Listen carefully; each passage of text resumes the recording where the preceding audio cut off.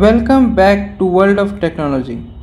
So far in our Kubernetes journey, we have learned what Kubernetes is, why it was created, how the control plane works, and how worker nodes run applications. But now we arrive at one of the most important concepts in Kubernetes, that is pods. In fact, if there is one Kubernetes concept you absolutely must understand before moving to deployment, services, scaling, and networking, it is pods. Many beginners think Kubernetes runs containers directly, but that is not true. Kubernetes runs containers inside pods.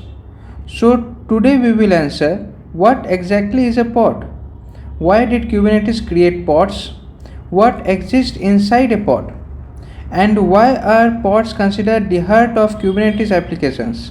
By the end of this video, pod will finally make complete sense. Let's get started. Let's begin with the most important question. What exactly is a pod? A pod is the smallest deployable unit in Kubernetes. Whenever Kubernetes runs an application, it does not directly create a container. Instead, it creates a pod, and inside that pod, one or more containers run. Think of a pod as a protective wrapper around containers. The pod provides networking, storage, and management capabilities. You can imagine it like a house. The container is the person living inside. The pod is the house that provides everything needed to live and function. This is why pods are the basic building blocks of Kubernetes. Now, a very interesting question. If containers already existed, why did Kubernetes create pods? The answer lies in simplicity and management.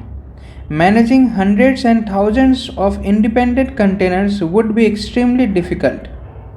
Networking would become complex, scaling would be harder, monitoring would become messy. So Kubernetes introduced pods as a logical grouping mechanism. Instead of managing individual containers, Kubernetes manages pods.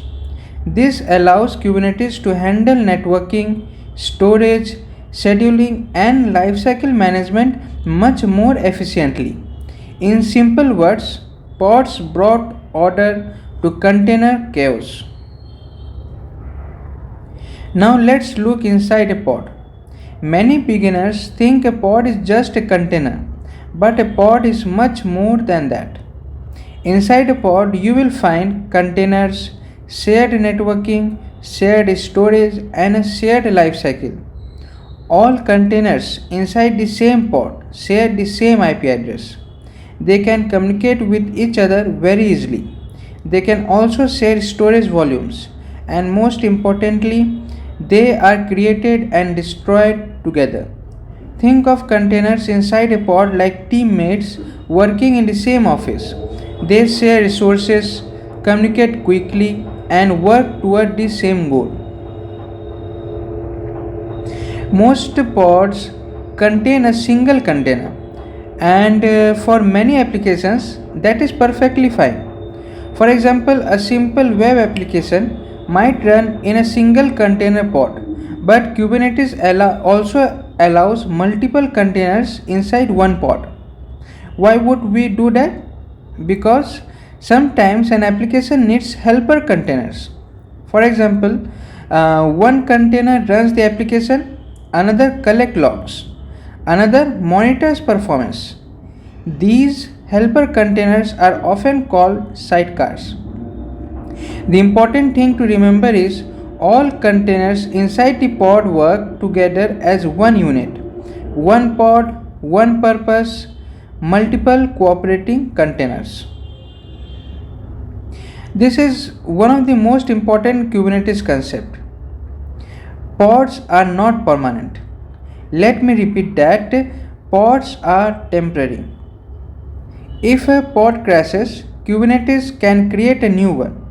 If a node fails, Kubernetes can move workloads elsewhere. If scaling happens, new pods are created automatically. This means you should never depend on a specific pod's identity. Its name, its IP address, or location may change. Kubernetes cares about keeping the application running, not about keeping a specific pod alive forever. This concept is one of the biggest mindset shifts for people coming from traditional servers. Now let's connect everything together.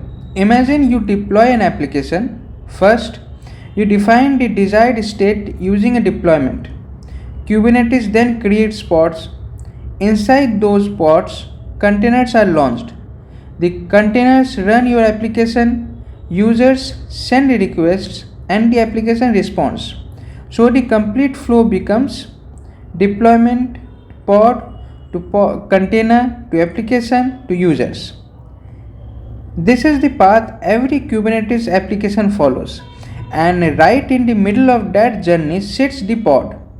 That is why pods are often called the heart of Kubernetes application. So today we learned one of the most fundamental Kubernetes concepts. We learned what is pod, why Kubernetes created pods, what exists inside a pod, how single container and multi-container pods work, why pods are temporary, and how pods bring applications to life. If control plane is the brain and worker nodes are the muscles, then pods are where your applications actually live. Understanding pods is the foundation of everything that comes next in Kubernetes. And speaking of next, in the next video we will answer another important question. If pods are temporary, who creates them? Who ensures the correct number of pods always exist? This brings us to one of the most important powerful Kubernetes objects, deployments. So make sure you don't miss it. If you found this video helpful, subscribe to World of Technology and continue your Kubernetes learning journey with us. Thank you for watching, and I'll see you in the next video.